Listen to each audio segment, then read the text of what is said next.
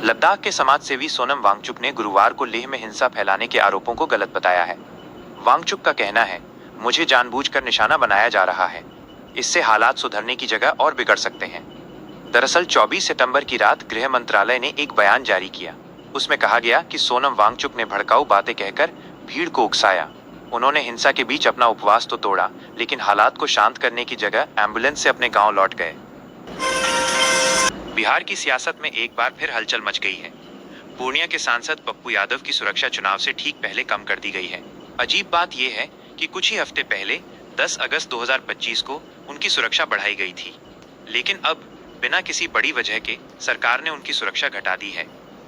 पप्पू यादव बिहार की राजनीति में एक तेज तर्रार और बेबाक नेता माने जाते हैं। वो कई बार सरकार के खिलाफ खुलकर बोलते रहे हैं, चाहे वो कानून व्यवस्था का मामला हो या भ्रष्टाचार का।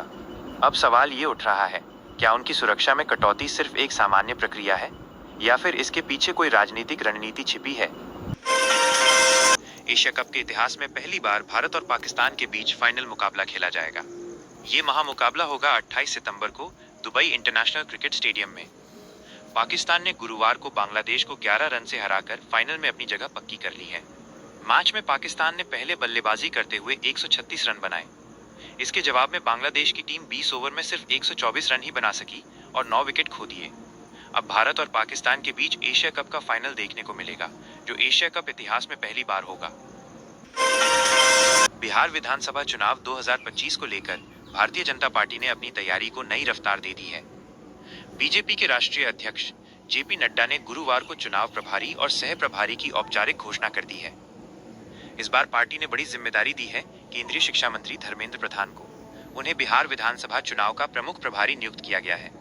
वहीं सह प्रभारी के रूप में 2 बड़े नेताओं को जिम्मेदारी सौंपी गई है, केंद्रीय जल शक्ति मंत्री CR पाटिल और उत्तर प्रदेश के उप मुख्यमंत्री केशव प्रसाद मौर्य। इन नेताओं की नियुक्ति से साफ है कि बीजेपी बिहार में चुनाव को लेकर कोई कसर नहीं छोड़ना चाहती।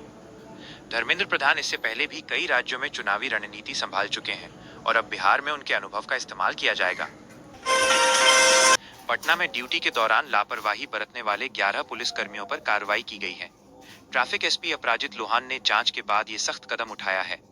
इनमें से 10 पुलिस कर्मियों का 1 दिन का वेतन काटा गया है, जबकि एक ASI को सस्पेंड कर दिया गया है। दरअसल ये ASI पिछले 1 हफ्ते से अपनी पोस्ट से गायब थे। 24 और 25 सितंबर को ट्रैफिक SP ने OP प्रभारी और DSP के साथ शहर के कई चौराहों का औचक निरीक्षण किया। इनमें बोरिंग रोड चौराहा, IT गोलंबर, चितकोहरा गोलंबर, एयरपोर्ट गेट और अन्य इलाके शामिल हैं। इस दौरान 4 पुलिस अफसर और 7 पुलिसकर्मी अपनी ड्यूटी से गायब पाए गए। ट्रैफिक SP ने साफ कहा है कि ड्यूटी में लापरवाही किसी भी हाल में बर्दाश्त नहीं की जाएगी।